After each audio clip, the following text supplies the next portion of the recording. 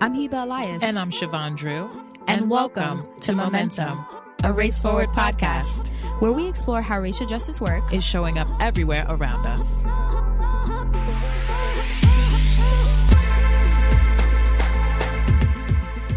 Chevon. Hi, Hiba. Hi, how are you?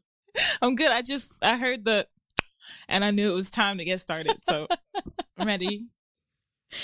For everyone who's listening, we are back for another episode of Momentum. Glad to have you all listening with us. We're coming off of a high from Facing Race 2020.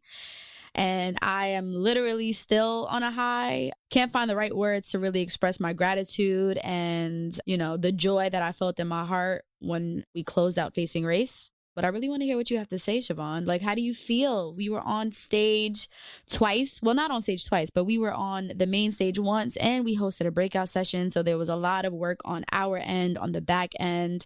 How did you feel about the conversations that we've hosted, the guests that we've had, your overall experience at the conference? Yeah, I think that the conference was bigger than we hoped it would be, which is awesome because it's difficult to transition to something virtual when the typical Facing Race racial justice conference every 2 years is this huge convening in a different city every 2 years of people on the ground. I just feel really proud of the work that everyone put in, and I feel just appreciative of all the people who did make it their business to attend and join us. As far as what we hosted, hosting an episode of Momentum Live, definitely came with its own challenges because, again, this is all happening in real time. We're teaching ourselves the software in real time. Everything was work. And I think that it came to fruition where we were able to, no matter what, we were able to platform the guests that we had and get to talk about what they're doing right now to push back against some of the dire, things that we are facing as a country in terms of the rise of fascism and things like that. So I feel like we were able to platform people despite anything, and that people were really with us, in terms of in the chat room and things like that, showing the love, showing the appreciation for the guest. And that was also something that I really appreciated. The main stage also, it was kind of thrilling to see what the experience of Facing Race looks like when you flip it. And I'm really proud of the work that conferences and convenings did with content team, all of the folks who work on what Facing Race content will look like, as well as the communications team, all of the marketing and communications work that went into this, I'm proud of. So I'll pat myself as well. Hiba, I'm so glad to see you here because the amount of work you were doing, I'm like, when do we sleep? But here you are. The job isn't over. Co-producing the conference, you see everything from a bird's eyes view, and the amount of work it took for us to make the executive decision to transfer from in-person to virtual, took us a lot. And we were working to the very last hour. And when I tell you, we had over 4,000 registrants standing with us, wanting to hear what we had to offer, that made my heart smile. I lost for words, right? And we were my team was literally working into the day of the conference, making sure folks were registered. We had people hitting us up listen, I didn't get a chance to register in time. Can we please have access to this conference, And that to me was a representation of the work that Race Forward not only does, but Facing Race Conference as is. The energy that we bring into people's lives, the resources that we provide people, the breakout sessions, materials and information that they're able to take back to their communities to push the needle on racial justice movement. That to me is why I do this. It was one to hang on the shelf and say, yeah, we did that. And I think with prayer and literally cups of coffee. I was about to ask you, what drug did you use? I was on coffee. I was literally on coffee. I was probably 4 cups in every day, just trying to make sure that I was present. And I want to say personally to you, Chevon, thank you for riding the wave with me. Thank you for pushing through on that main stage. Although we had technical difficulties, people were still with us in the paint. People still wanted to hear what we had to say, what our guests had to say. Shout outs to Jeff Chang. Shout out to Hendel. He was riding the wave with us as well. And that's how big it was, right? We had so many people on the platform that we ran into technical glitches, right? So that's we how crashed that shit like Versus. We crashed it, literally. So that says a lot to our work. It says a lot to our organization. It says a lot to our conference. And I walk away with so much gratitude and looking forward to planning Facing Race 2022 and also planning Facing Race Youth Edition for 2021. So please be on the lookout for those details. Tune in. Exciting. I'm so happy. So Chevon, I want us to get into a few highlights from the Facing Race conference, in specific, our main stage plenary, Culture in the Time of the Uprisings, where we had Layshia Clarendon, Cristina Jiminez, and Crystal Echohawk join us on the main stage to share some very powerful words and steps in order to achieve racial justice, organizing and assuring that the work is being done in a strategic and powerful way. And some of the highlights that I have from Layshia when I asked her about the influx of Fortune 500 companies promoting Black Lives Matter and her stance in promoting Black Lives Matter within the WNBA and her team being the first to actually push the needle on this, and her giving us insight on what she experienced as a WNBA player against a team owner, right? A white woman who was a team owner who pushed back on actually promoting Black Lives Matter and the issues that she had to handle behind the scenes that eventually came into play into the public, right? Her responses were very, very powerful. And I think a lot of people took back little step by step lists in case they were experiencing the same thing, right? Like a lot of us work for Fortune 500 companies that are predominantly white, that don't really touch on Black Lives Matter or whatever's happening within the movement. And she gave folks her real raw experience. So I'm pretty sure folks made use of that response. And here's a little snippet that you guys can hear.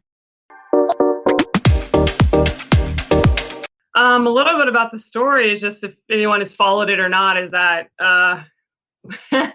Kelly Loeffler is the owner of the Atlanta Dream, a team that I actually played for. It was the team I was an all-star for in 17, excuse me. And she owns a team, was appointed senator in Georgia. So fast forward, this has been happening. We've kind of seen some of her comments through the last year or so and kind of brushed it off of like part of what's been so hard under this past administration or current still administration is how it's empowered so many people like this that it almost becomes normalized to be like, what are we going to do? This person's like, the worst parts of them are coming out that we didn't know. So there was the original kind of shock of dealing with this person that face to face I had tremendous experiences with. I had been in her home before. She's hosted the team at her home, which obviously we know you can do that and still be extremely racist and create policies against me. We're dealing with that with everything from family members to administrators to teachers to doctors. And so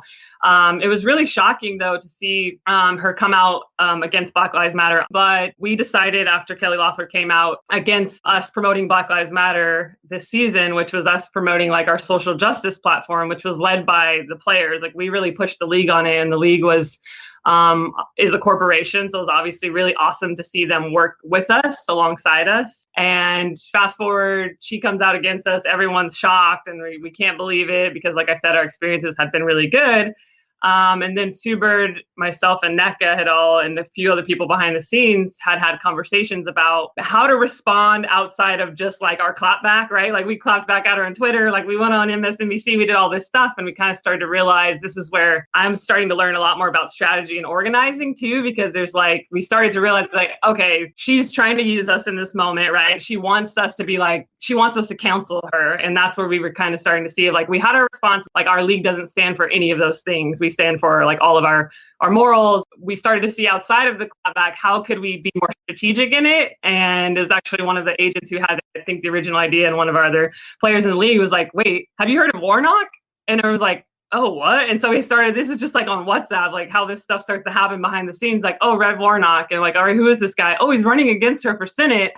And so our first thing too was like, we need to get on a call with him because obviously he's a Democratic candidate. So it's like, but we wanted to talk to him to see like, well, where does he align? He's a pastor, reverend. And so we wanted to see like where he stood on all these issues. So then we organized, we're in the season, mind you, playing a 22 game season where we play 3 games a week in Florida. And just the madness to organize when you're in a season is really difficult too. And the exhaustion that offers. When you're not only physically performing with your body every single day for practice or games. So these are all these calls happening at like 10 o'clock at night, oftentimes the only chance that all the players' schedules align because we all have like, we're all in Florida. So there's 1 or 2 gyms. So we're all practicing from 9 in the morning till like 6 or 8 at night. And so 10 o'clock was a lot of times where like the calls could happen and we would all organize. Got on a call with Reverend Warnock and his team. And he was awesome. We like loved him. We talked about his policies, like where he stood on healthcare, where he stood on LGBT equality, all these things.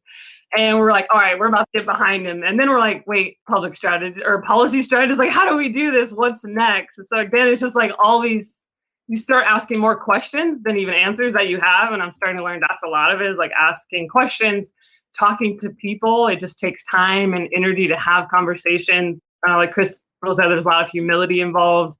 I realize it's really selfless work that you have to do too, because you just give your time. Like, I'm just like, I'm tired, but I got to get on this call again because I care and I want this to make a difference. And so we pivoted. This really good strategy too, is we pivoted away from saying her name too, even though campaign is funny. So we were like, we're done saying her name. Like, she wants that recognition on Twitter. She wants us to keep going on MSNBC and all these things so she can say like, look, they're coming out against me because I'm standing for my rights. We all know that story. And we've seen it be spun for the last 4 years and still happening. And so we got behind Warnock. We were like, we got to get shirts. And we organized across the whole league to like wear them on this specific week, the week that Atlanta was playing. And I know how tough it was for me having not been on that team anymore, but having played for her and just being in the league, like someone that our league's pretty small. So to see someone who is that outspoken and against everything we're standing for, while we've literally just seen someone murdered on camera again and again, was just really hard and difficult to reconcile. And so that was one of our big,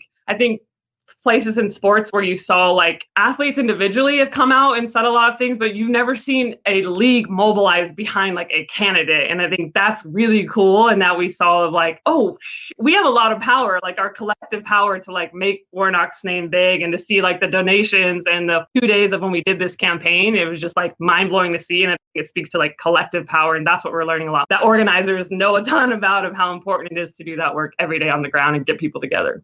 Chevon, what were some highlights for you during our plenary session? For me, I really loved speaking with Cristina Jiminez from United We Dream, and our discussions with Crystal Echohawk as well from IllumiNatives. What struck me, Hiba, the most is probably when we talked about the overarching narrative and kind of like the powder keg that really set the stage for a lot of the work to be well received from both of these women. If you think about it, the anti-Black state and vigilante violence, the global pandemic, the economic crisis, the environmental crisis, all of that, really all of that coalescing around the work of people on the ground who believe in the movement for Black lives, who believe that Black lives matter, who believe that Black people have the right to exist and to live and be free in this country. When we talked about that with both of these women, really with all 3 of our guests, it was moving to me to hear them, I think it was toward the end, to hear them acknowledge that, you know, without the movement on the ground for Black lives, it created a platform for everyone, for all groups of color, to push harder within their movement and across the lines of different organizing groups, to coalesce more, to really push for more progressive legislation, but also to form like bonds across various groups where they can actually make changes in media and in other institutions that control some of the way that various groups of color are being viewed. So I just love that we made that connection, you know, that our guests were able to make that connection. Because, Hiba, you know how it can be. Sometimes, you know, Black people are known for what? Doing a lot of work and getting very little recognition for the groundwork that it lays for other groups of color that come and want to succeed on the basis of that work. And I think that that was probably the part that moved me the most. Here's a couple of clips for you to listen to. Well, thank you so much, Chevon. It's such an honor to be here. And I just really want to thank Race Forward and these other remarkable women, sheroes on this panel. It's really good to be here with you all. I mean, invisibility really is the issue, that we're fighting against for Native peoples. You mentioned 1964. I mean, we didn't even gain the right to vote until 1962, right? And really through our research that we did under the Reclaiming Native Truth Project, we found that nearly 80% of Americans know little to nothing about us, and that we are being systematically erased through big systems in this country, whether it's the federal government, but also looking at media and pop culture and K through 12 education, really looking at these systems that really serve to really erase Native Americans in the minds of Americans. And what we found through that research is really that it is the modern form of racism against Native Americans. Through that erasure, it's its own implicit bias in itself, where we really get left out of conversations and decisions in this country that we should very much be a part of. And so we founded IllumiNative in 2018 to really pivot off of all of that monumental research that we did to really look at how do we disrupt and interrupt invisibility in this country. How do we literally let Americans know that we are not only still here, but we are a vibrant and important part of the fabric of this country. There's a lot of different narratives about Native people that are really harmful and fuel a lot of bias. So through IllumiNative, we really use research, right, as the Reclaiming Native Truth Project, was the largest project ever done of its kind. But then we use narrative and culture change strategy to not only disrupt and interrupt that invisibility, but really re-educate Americans about who we are today in the 21st century and how do we show up in today's society.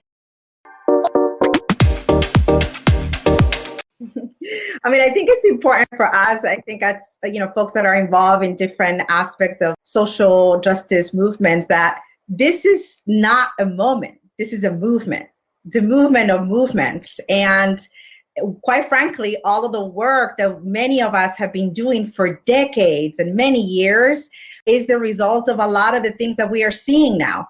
When we were going through witnessing and being part of a beautiful uprising, we have to think about the years of organizing, led by young people, by Black women on the ground, the hard work of bringing community together, of training people, of creating campaigns and winning campaigns and sharing story and doing narrative change. All of that work resulted in the biggest, largest movement and marches and protests in the history of this country this year. And that is extraordinary. And I think it's important for us to just acknowledge that, it just doesn't happen out of nowhere. And it is the hard work of grassroots organizing that really manifests itself. And the reason why we have to also remember that this is a movement and not a moment, because Trump, quite frankly, is a symptom of a deeper problem of white supremacy and injustice that we have named in the conversation already. And it's not gonna end with Trump not being reelected and having a new administration coming in.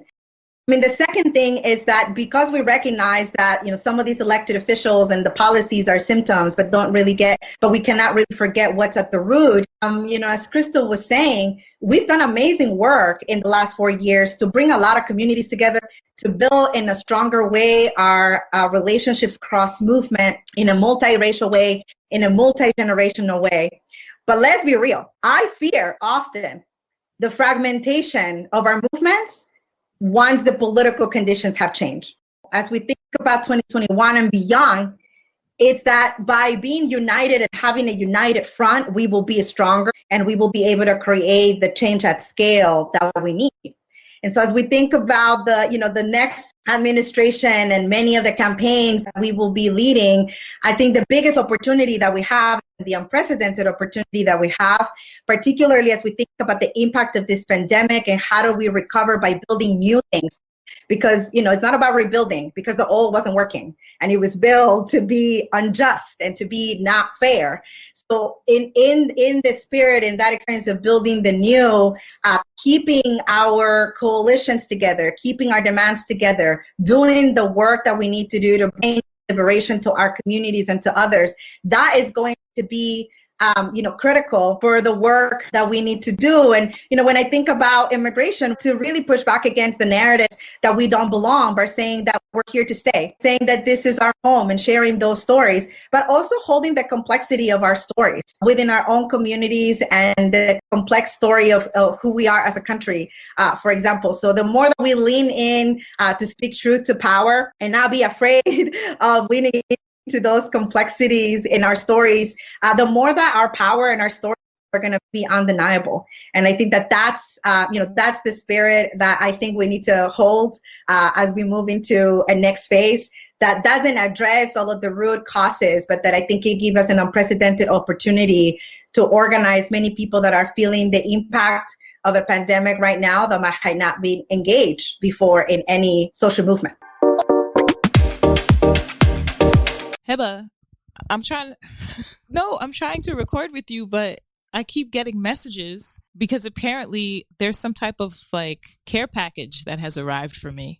So this care package is the Conference and Convenings's gratitude. You're so sweet. I actually did not. This is my aunt. Oh, bro. Oh, and but real talk, that was amazing because shout out to the whole Race Forward team. Yes, please open your boxes and send Hiba pictures. This box now that I'm talking about, though, is I'm being texted while recording and it's telling me there's a box. The things are sensitive. They need to go in the fridge. I sent you surprises. I'm like, oh my God, is this Jamaican food? I am so excited to open this box. But I loved your response, Hiba, because that was very, very on brand. Well, now I'm eager to know what Auntie sent us. Because I would like to know what's in the box too. I'm sorry. Just let me know. Text me on the side and let me know what you got, what goodies you got. So now as we close the mid-season finale, when will we be back, Hiba? We'll be back in January, Chevon. It seems like a long ways from now, but we'll be back in January with some fresh content. And I can't wait. I'm so excited. In the meantime, though, rate and subscribe. We need y'all to tell a friend about the podcast. They can subscribe to us on Apple Podcasts, Spotify, Pandora. You can head to raceforward.org/media and you can access the podcast from there as well, including the show notes so that you can take a look at some of the resources.